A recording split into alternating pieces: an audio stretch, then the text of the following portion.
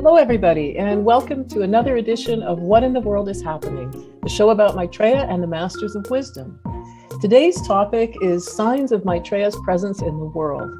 I'm Sabina Qureshi, broadcasting live from Edmonton, Canada, and with me today are Elisa Graf in Germany. Hi, Elisa. Hi. How are you? I'm great. It's nice to be here. Thank you. Oh, you're welcome. And Adrian Magana in San Diego, USA. Hi, Adrian. I'm glad you're here. Good to be here. Yeah. We broadcast live every second and fourth Saturday on Zoom, Facebook Live, YouTube, and right now we're also streaming on Twitch. At the end of each show, we do 30 minutes of transmission meditation. It's a free and it's a potent group meditation for anyone over the age of 12, and we hope you'll stick around and join us. So we're going to dive in right now. If you look at our title slide here right now, you'll see that there are pictures of people demonstrating, but there are also other pictures that show completely different types of things, patterns of light, a crop circle. So we're going to be talking about all of that, and all of these are signs of Maitreya's presence in the world. So we'll begin just by talking a little bit about who is Maitreya. And we like to start just by reminding ourselves that all people, and in fact, all life is divine, according to the Ageless Wisdom Teachings. So that means that we're all sharing a divinity. We're all part of something that lives within us, and yet we're all different. Everybody is expressing that in a different and unique way, and everyone's at a different stage in how they're expressing it. And that leads us to talking about the Masters of Wisdom. And who are they? Maitreya is one of the Masters of Wisdom. This is a group of people who, like ourselves, are growing and evolving lifetime after lifetime. They have reached a level at which we would call them perfect. They've perfected themselves. They are pure love. They don't demonstrate any of the, well, you could call them faults or just lack of awareness that we have.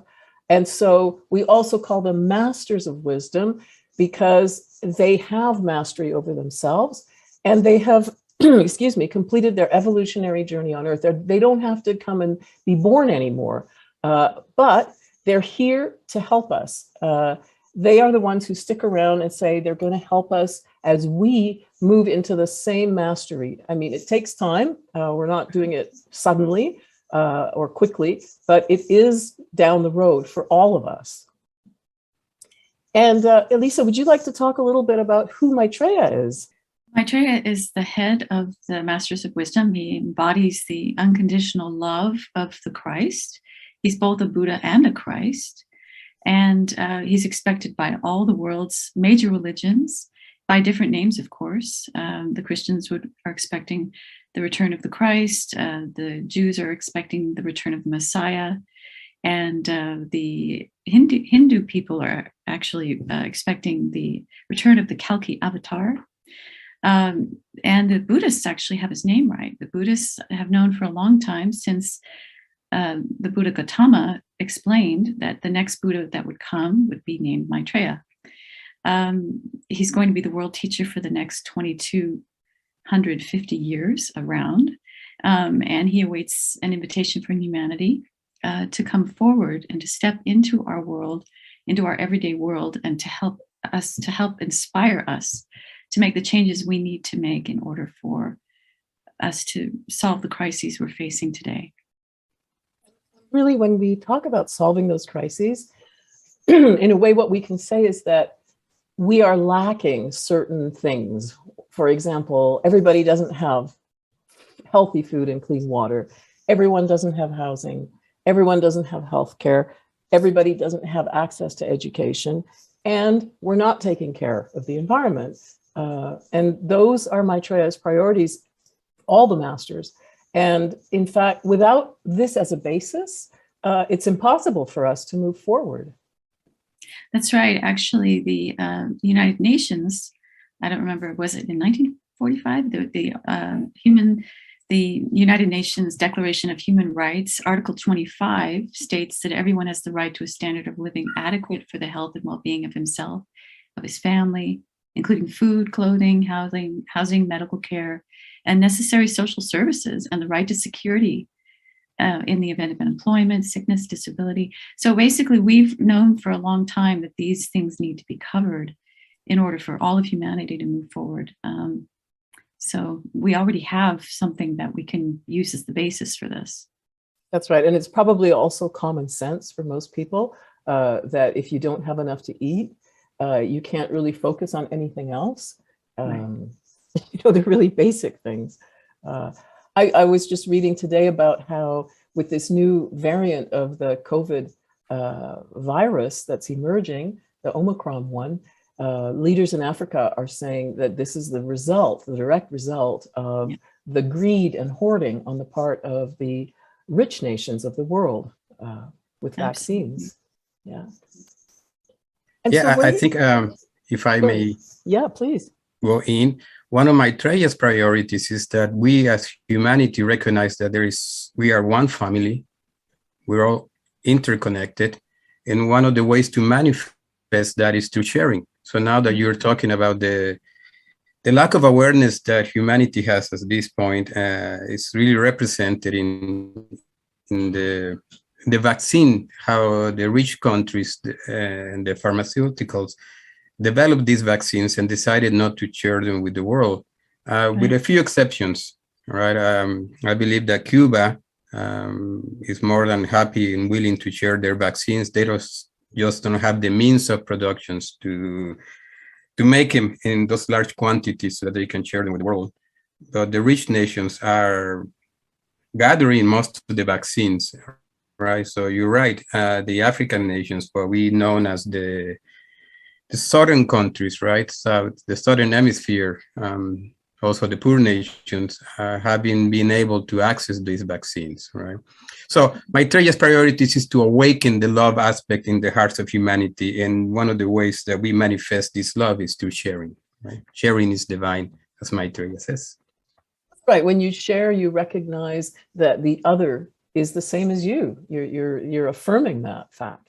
He is your equal. Technically, he's part of you. There is really no separation, right? So as you're sharing, you just manifesting one of the cosmic laws, right? And it's also, as you give, you shall receive, and it's this movement of energy, which is the energy of love per se, right? Yeah. Well, and this is something that we're seeing it manifesting. And in fact, we're going to talk about that.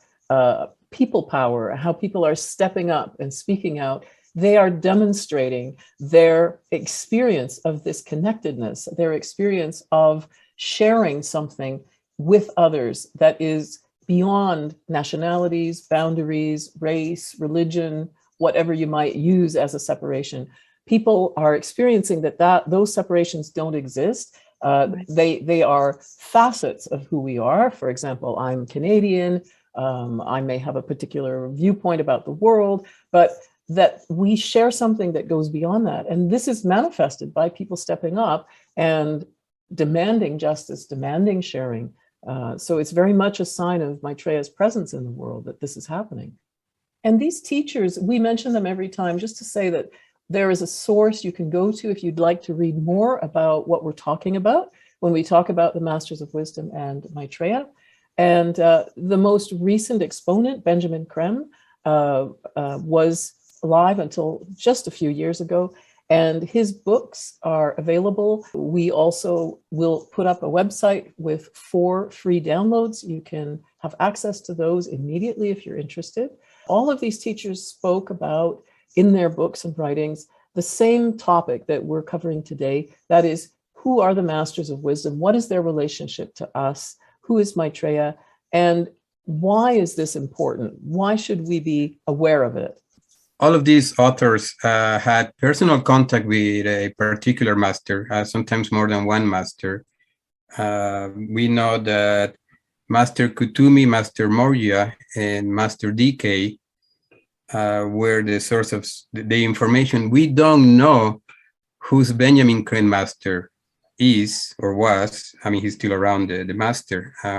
We know he's part of the hierarchy, and his name is well known in the esoteric universe, but we don't particularly know his name. In the case of Blavatsky, she personally worked with them in the Himalayas, and Alice Bailey, she wrote a series of books that were telepathically communicated to her. I think it's the same situation with Helena Rorick. She had telepathic communication with her masters. All of this information is easily accessible through the internet. You can Google their names. Alice Bailey's books are all available online. I think the same with the Agni Yoga series that Helena Rorick produced.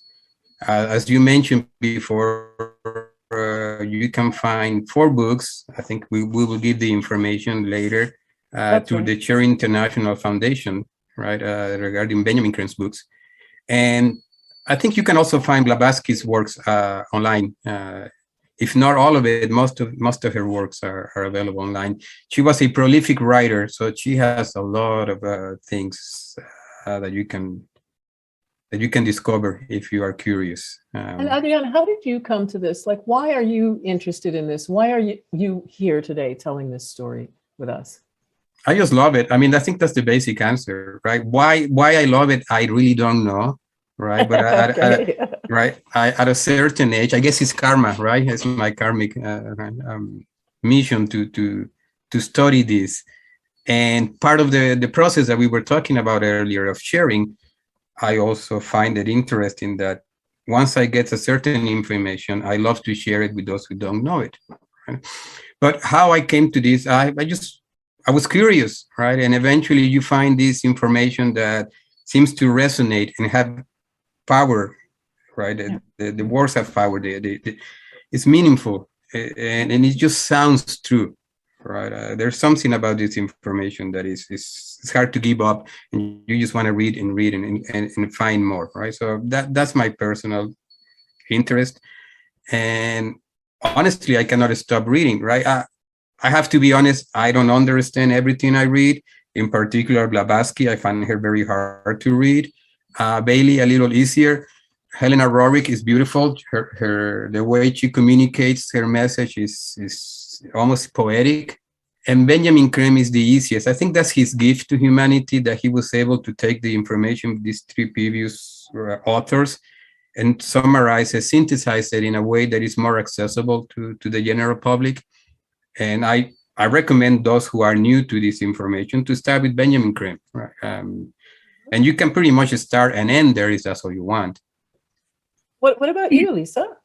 Well, I was just going to say, I have, for the same reasons in many respects with Adrian, you're drawn to this. It's like it calls to you.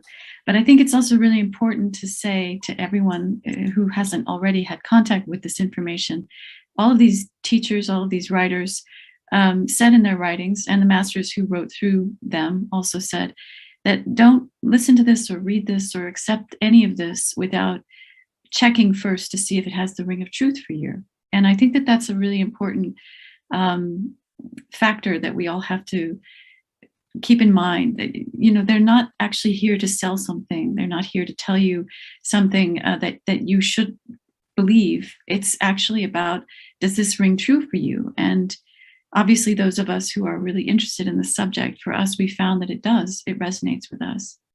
And I think what's wonderful is also that the teachings that are presented by all of these authors, they give a worldview and even a cosmic view that makes sense. It puts things into perspective and in relationship with each other. So you have a better understanding of the purpose of life, the meaning of life, the evolution of consciousness, and how it all applies. It's not just lofty ideas, how it applies on a practical level.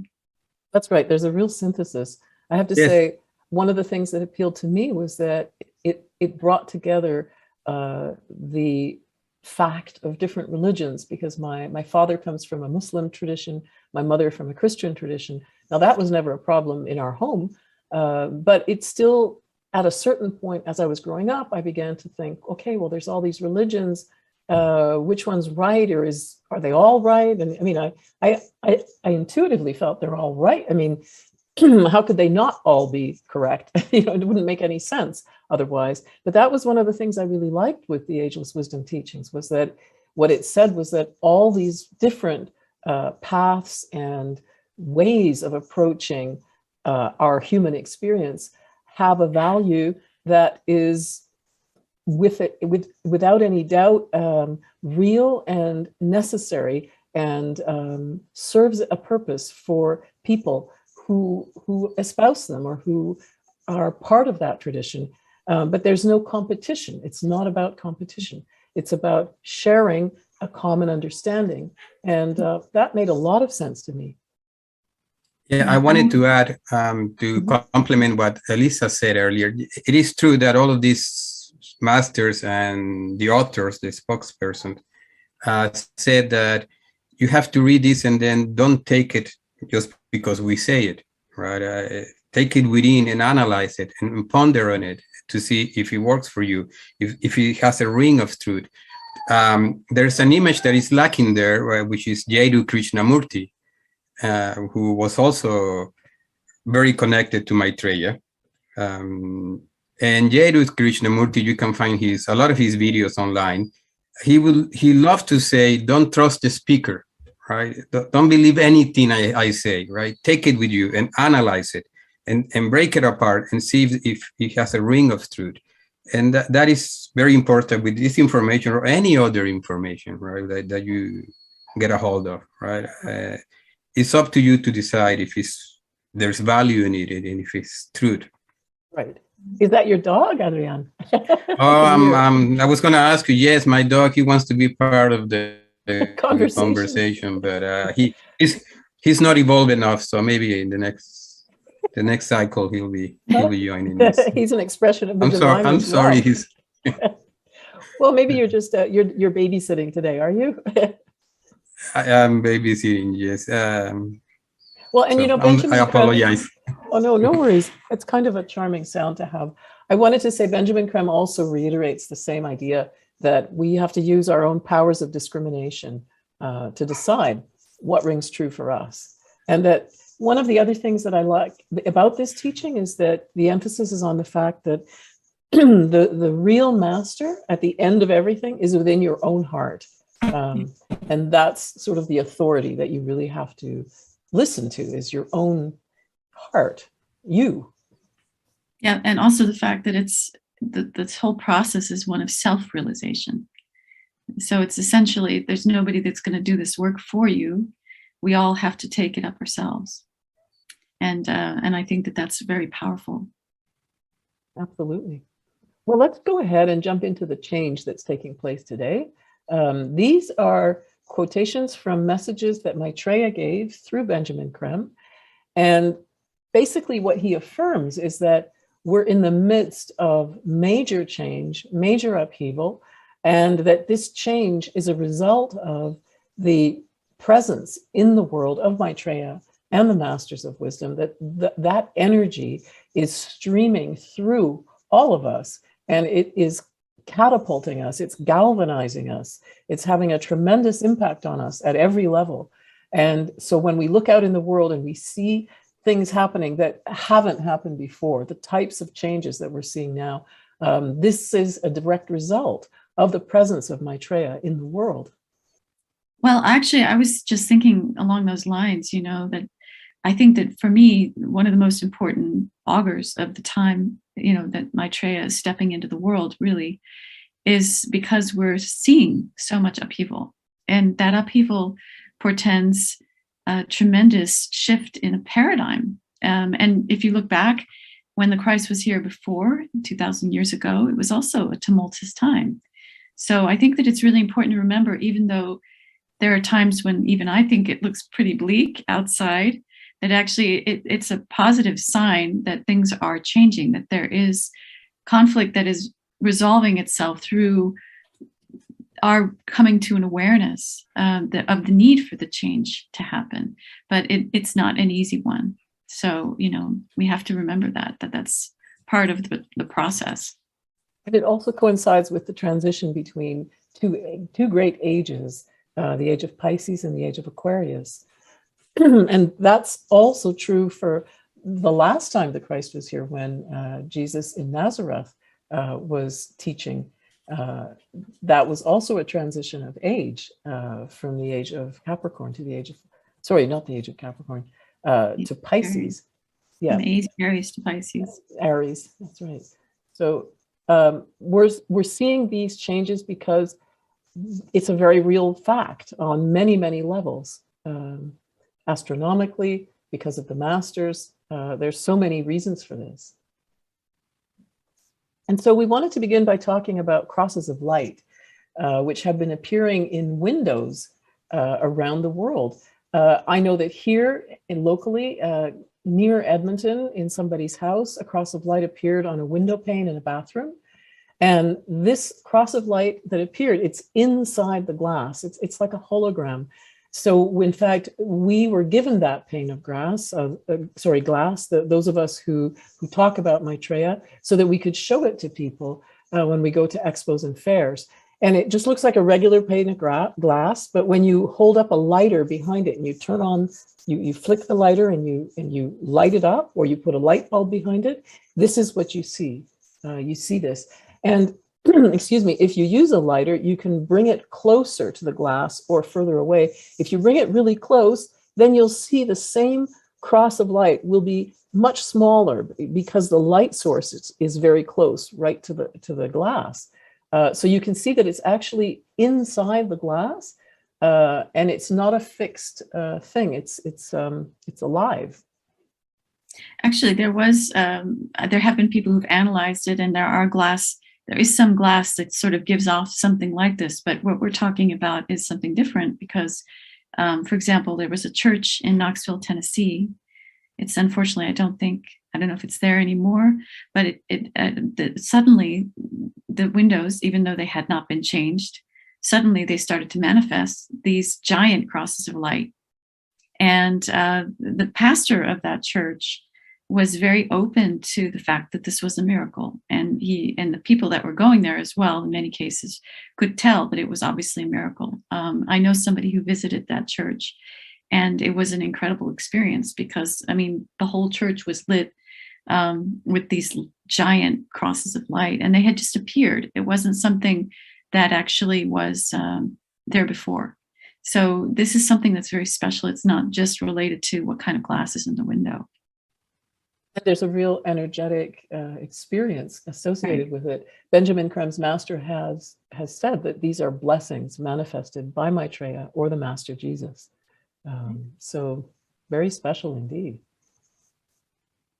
The other thing we'll talk about, light blessings, which appear in different shapes. If you look in the magazine Share International, you'll see photos of many, many of these, which really take an astonishing range of form, shape, quality. The two that we're showing right here on the screen right now, I took the photo on the left in Germany, Balduinstein. And when I took the photo, I was actually photographing this stone marker that you can see. And the light blessing was not there. I didn't see it. That appeared in the developed photograph. However, the one on the right from France, from Nîmes, that light shape, that circle of light, actually was visible on the building when Daniel Brice took that photo. And so many people have seen this type of formation on buildings. Here, I think, Elisa, you took this picture, right? I did, yeah. In September, I was in Denmark, and I just happened across this building that was covered in circles of light. So I took a photograph, and yeah, they're really quite remarkable. They have a very special quality about them. Yeah, many times they're just covering the whole building. Yeah, it's quite amazing. And here we have some more, also taken by Daniel Brice in Nîmes, France. And you can see they're different shapes. They're not always the same. They're quite amazing. And here are some that I took pictures of. Edmonton, Canada, that was in the winter last year. And the one on the right, Barcelona, that was some years ago. That particular picture, the entire facade of the building was covered with those light forms. And now to crop circles. There's a link right now that has been put in our comments on Facebook. Daniel Patterson of Liberty, North Carolina, captured the image of a UFO while he was doing a Facebook live stream. And he described it as a spiritual experience. So that ties in with what we're going to say about crop circles. I know Adrian visited this crop circle at Boundary Hill. Oh, you're back. Okay. Yes, I'm back. Yes, this was in 2017. We were in London, and yeah, we decided to see if we could find a crop circle. And so the story, I remember the night before we asked um, the Space Brothers if they could manifest a crop circle, and we were gifted whether if they answer our prayer or they already had planned to create one. I don't know, but we were able to find this crop circle in Battlebury Hill, south of London. So those are my images. I think if you go on the website Crop Circle Connector, you can actually find the aerial views from above of this particular crop circle. That was July 5th, 2017. And we were able to stay there for about 20 minutes. I did not feel the energies while I was in there, but then after that, throughout the rest of the day and the night, I felt very energized, kind of similar to how I feel after I come out of a very good meditation. It's also similar if I drink coffee and I'm in a very good state of mind. There's a similar feeling. That's how I felt for hours after being inside the crop circle. The crop circles are manifestations of the Space Brothers. Now, right? Who are the Space Brothers, Adrian? They are our neighbors from outside the planet, right? According to the esoteric teachings, every single planet within the solar system has life. And some of these beings from other planets are more evolved than we are. So we could say that they are our elder brothers and sisters. And some of them are very involved in the evolution of our planet.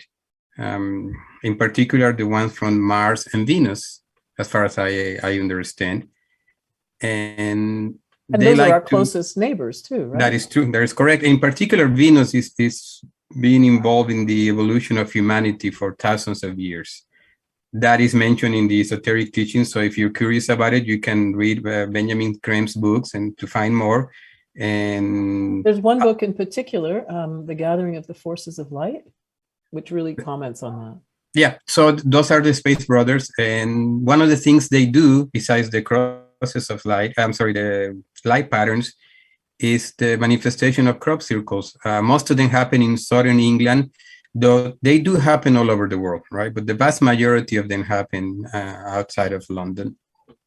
And they use a technology that is, they use their mind to create the crop circles. But they visualize the pattern that they want to manifest. And then they have these machines that will energize the crop itself, and it grows, right? And then it begins to bend, taking the shape that they desire to manifest. They don't do any harm to the plant, right? Usually the plant will grow back, many times yielding 10, 20, 30% more the following year.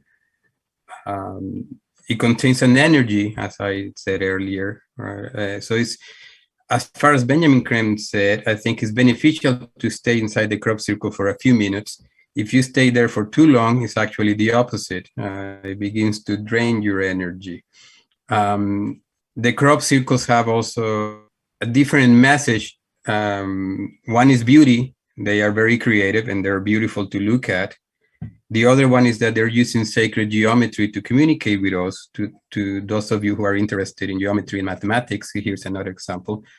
You can try to decipher the meaning behind the particular symbol there. And some of them are actually, they happen because of other events, right? So for example, I remember there was a crop circle that came out right around Maitreya's first TV interview in the United States. And I think there was also another crop circle that came out when the star, the symbol of the star, which is also a group of UFOs, huge UFOs that are outside the planet, and they resemble a star, a crop circle appear to symbolize that. That one that we're looking at is quite beautiful. That does seem to be birds. Gorgeous. It's really gorgeous. Yeah. So yeah, so that's what the crop circles are, and it's a way for the space brother. It's a gentle way for the space brother to let us know that they are here, that they are gentle, and they wish to help us because they are indeed gathering the forces of light. The space brothers will eventually, when there is open communication between humanity and our fellow brothers and sisters from space, they will release certain information, in particular, how to use the energy of the sun. Right. Well, yeah, that's right. And Benjamin Creme has said that each crop circle is a vortex. It draws energy in and radiates energy to its surrounding area, and they create a magnetic field around them. And each crop circle is magnetized and occupies a specific place in the lines of magnetic force in the Earth's magnetic field. So something is actually being built, a type of a grid almost, of interrelated energy. And that will be of great benefit to us in the future. Yeah, hopefully in the near future, yes. Yeah, the idea is, though, that we have this wonderful potential to have free energy, and yet the problem is that they can't really give it to us until we abandon war and aggression on our planet, because otherwise it would be used for nefarious purposes. So we have to show that we are a peaceful humanity before we can actually benefit from this wonderful energy, which will actually free us from the issues of fossil fuels and the climate and those kinds of problems. That's right. We have to basically grow up, right? That's right. And even though it seems like an impossible thing to achieve, right? The abolition of war. I personally believe that is just around the corner. And in particular, because the younger generations seem to understand the folly of war. There's no reason for war, right? It accomplishes nothing except for making the rich richer, right? And the powerful destroying nations, lives. right? Yeah, that's right. And destroying lives. I wanted to say one quick other thing about the fact that the Gathering of the Forces of Light is not available as a free download, but there is an interview on Share International's website about the Space Brothers with Benjamin Creme. And I believe that there's also potentially a video on Share International's YouTube page that also is an interview about the Space Brothers with Benjamin Creme. That's right. And so those are links that we'll give at the end of the show. And also John, who's putting links into the chat, will put links there as well, so that you can see any video you like of Benjamin Creme speaking on Share International's YouTube channel. That's great, Elisa. Thanks for that. We want to go now to something called the Sword of Cleavage. And this has to do with the way that these energies that are streaming into our planet and that are affecting all of us, one of the ways in which these energies are affecting us is this stimulation of each of us, and it's like emphasizing or strengthening and amplifying what we are, or the ways in which we are focused. And so if what you're focused in is towards peace, for example, you're going to feel a stronger energy to work for that. If what you're focused in is greed, for example, then you're going to feel a stronger energy for that. So what it actually does is it separates people. It clarifies more and more what each person is about, and also creates a type of separation, because you get people really lining up sort of in different camps almost. And we're seeing that politically very much around the world in terms of the kind of polarization that's manifesting itself when we look at the results of elections, for example, around the world. Yes, I think we see this polarization pretty much in every single field that humanity manifests, right? Whether if it's politics, religions, science, anything that we have an opinion, right, that can be divided into two, we'll see the polarization. And this has been happening now for years, because this is the effect of Maitreya's presence in the world. It was actually predicted, right? I think we have a quote from the Bible. It's because it's the energy of love, and Maitreya being the embodiment of this energy, the embodiment of love, his presence alone releases this energy, right? And all of us, whether we know it or not, react to this energy, right? It stimulates us, and it stimulates us to be more of who we are at this present time, right? Whether we're seeking a spiritual path, right, then we tend to go in that direction. But if we are mostly materialistic in our perception and our views, then we go in that direction.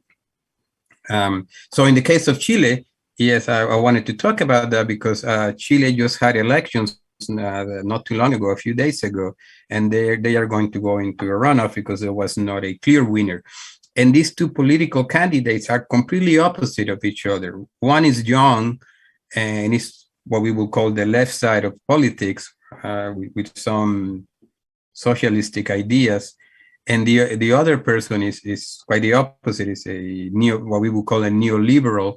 I think he's a lawyer, and he actually advocates. He's right wing, in other words. Correct. Yes, and he actually advocates. He seems to advocate some of the political views that Pinochet brought to Chile. So Chile is an example, a very clear example of what's happening right now in the world. But wherever you look, right, if you pay attention to, like I said, politics or religion or science or education or anything else, you will have 2 points of views. And instead of, like Elisa was saying, one of the consequences that we're seeing right now, this chaos that we see, is that these opinions seemingly keep moving further and further and further apart. And that's because one is, again, due to Maitreya's presence in the world, but it's also here so that we make a choice. Which way are you going? Are you going to the left? Or are you going to the right? Right? And you have to be very clear and honest in which way you're going. And there's really not a wrong answer. You just have to be who you are, right? That's right. And if you want change, that's who you are. I think this is the perfect time to be around. If you don't want to change, right, and you want to conserve all ideas, which basically are what we will call Piscean ideas, then you stay in that side of your camp, and that's your choice. And it's not necessarily a wrong choice, right? As far as I understand, you'll come back another time, and you have another chance to make a different choice. But this is the choice that you have to make, and we need both sides. Right now, we need both sides, right, to be present and to be active. And we're seeing this with the pandemic. We're seeing it very clearly. I think the pandemic came here to energize this polarization. Right. It's a way of waking up, isn't it? It is a way of waking up, yes. And so we just have a few photos here just about activism. I mean, this is something we're seeing in the news all the time. We don't need to show you pictures, really, because we're hearing about protests all the time, all over the world, taking place on a range of issues. And so this is just a little reminder. I love that one, especially the no justice, no peace, because that's exactly the message that Maitreya is trying to get us to understand, that without justice, there can be no peace in the world. Yeah, it's been really wonderful to see that. I'll just go back to that slide. Yeah, to see those signs, how people are connecting the dots and making it clear to the powers that be that this is where we stand. Absolutely essential. That's the only way change comes about. When you read about how we came to have, for example, the types of protections that we now have that we think are absolutely fundamental and basic, for example, an 8-hour working day, sick leave, maternity leave, all types of fundamental conditions which allow society to function and for people to thrive, those came about because people, activists on the ground, pushed for them, fought for them, and really many times sacrificed a lot in order to bring those changes about. Because what we now understand, and this is also a sign of the change that's taking place, is that the level of sophistication that people have, regular people on the ground like me, like you, the ways in which we now understand power and who wields that power, how they wield that power, means that we also understand what we need to do to push those powers into doing what we believe is right. And I just want to briefly say welcome to everybody who's watching and listening from around the world. Thanks for joining us. We're really glad that you're here. because this is global. It's about something that's taking place around the world. There is no place on earth right now where people are not rising up and demanding and reivindicating what is necessary, what they feel is absolutely fundamental. And here we just have a little quote again from Maitreya about individuality, that we've developed our individuality through the past age, the age of Pisces, during the last 2000 or so years, lifetime after lifetime. And now we've reached a stage at which all of us have an individuality that's really highly developed. And it's a great tool. It's a great power. So it's really important how we use it. And Benjamin Creme has said many times that the challenge now is to put that individuality to work for the greater good, for the good of the group. And so when people use that individuality in ways that do not benefit the whole, we really see how impactful it is. And now to youth activists. Probably the most famous youth activist right now, Greta Thunberg. I'm sure all of us have seen this quote before, but we just wanted to put it up because we really like it, about what she says about hope. Hope is not passive. Hope is telling the truth, taking action, and it comes from the people. It's such a really sort of very healthy way to look at things and to understand where the power actually lies. Yeah, I mean, one of the reasons why there is so much activism right now happening in the world, one is because we need it, right? A lot of people can see that there are many things that need to be changed.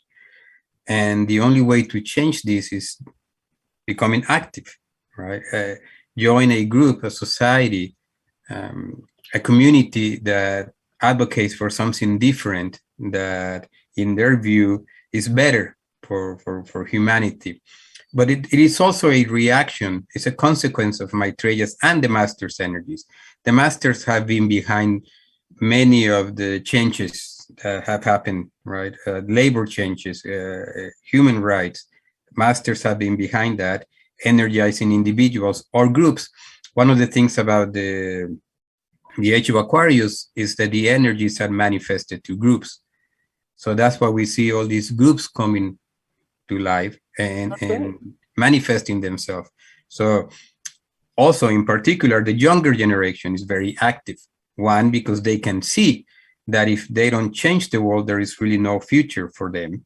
Mm-hmm. Second, a lot of these people incarnated in the world right now are mostly very receptive to Aquarian energies, right? So right? That's right. If you look at this little boy here, he founded an environmental group when he was 9.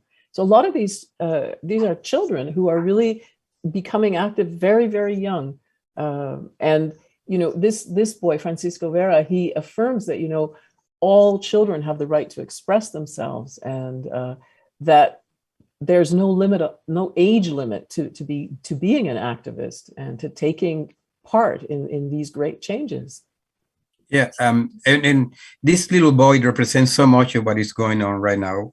One is this younger generation, and he just screams, "You're never too young to start mobilizing yourself," right? It's all around him, but also he also manifests this connection that we have not only with our fellow brothers and sisters, humanity, with everything that has to represent the planet, right? The lower kingdoms, right? The animal kingdom and the vegetable kingdom. So reading about him, he decided to become an activist. I think one time he attended a bullfighting show. That's right. It started with bullfighting at the age of 3, I think. He would attend these protests with his parents. I think it was 6, but right at the age of 6, I think he was attending a bullfighting thing. And he realized that there's something wrong with this bullfighting thing, right? That our fellow, brothers, in a sense, the animal kingdom, which is part of who we are. Everything in the planet is part of who we are. Again, there is no separation. We're interconnected with all the different kingdoms in nature. So that mobilized him to be outspoken, right? So he is an environmentalist, but he also is trying to tell Colombians. I wasn't aware that bullfighting was a big thing in Colombia. but I guess it is. And he's trying to tell, his fellow Colombians and the rest of the world that we should move away from these barbaric acts, such as bullfighting. Well, but the death threat he received was from an anonymous Twitter account after he posted a video urging the government to improve internet connectivity for children studying online because of the pandemic. So he's also active in that area, in many areas, in fact. So he's really got his finger in a lot of different pies, if you want to. Correct. And I wanted to talk about that also as an example of polarization, how here we have an activist and the polar opposite is afraid of him. Right? That's right. To the point that they have to have death threats against this. How old is he now? 8? I think he's 9 or 10 right now. Okay. So, I mean, just ridiculous that you have to have death threats against a 10-year-old kid that is advocating for good causes, the way I see it. So, again, that's an example of polarization. It's also an example of this energy of love that Maitreya embodies, that makes us be fearless, right? Once you choose your path, a lot of us become fearless, right? And you follow this path to the end. Well, and here's some more examples. These are slightly older children. And this was an article in Time for Kids. Time magazine did this article. I think it was a year ago or so. And for example, the girl on the left, Anya Sastry, she's the National Outreach Director for the US Youth Climate Strike. So being inspired by Greta Thunberg, who started striking for action on climate change, now there's this youth climate strike across the United States. Anya's the outreach director, and she says, well, being an activist can be a tough job. It's challenging because you're sacrificing so much of yourself, but her advice is support your fellow activists, because having a good activist network and support system will help you. So these are wise words from somebody who's, I think she's 15 or 16. And the boy on the right, Lesane Matenge Mutunke from Kenya, he plants trees. So he's got an initiative called Trees for Goals, because he's also a soccer player. And so he began it in 2018, and he planted 1 tree for every soccer goal he scored. Now he's planting 10 trees for every goal. And fortunately for us, he's very good at soccer. So he's planted more than 200 trees so far, and that was 2 years ago. And he says, I also keep track of the places I plant the trees, so I can make sure the trees are not just planted, but that they're growing and that they continue to thrive. And just, I want to add one more thing that he said, because I think it's really important. He said, any little thing you can do to help, no matter how small, is worth doing, whether it's planting a tree, picking up litter, or even just sharing information on social media. He says, everything counts, as much as you may think it doesn't, but it does count. And he says, you need to know that it counts.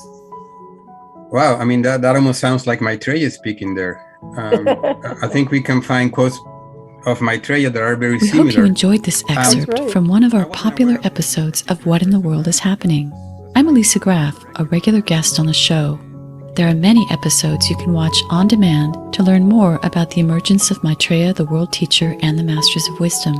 Find more episodes on Facebook on the Share International Canada page, or on YouTube by doing a search for Message of Hope Weekly, or join us live on most second Saturdays of every month on this platform, where you can post your questions and we conclude the show with transmission meditation. Please like, follow, and subscribe, and share this video. This may be the message of hope you've been looking for.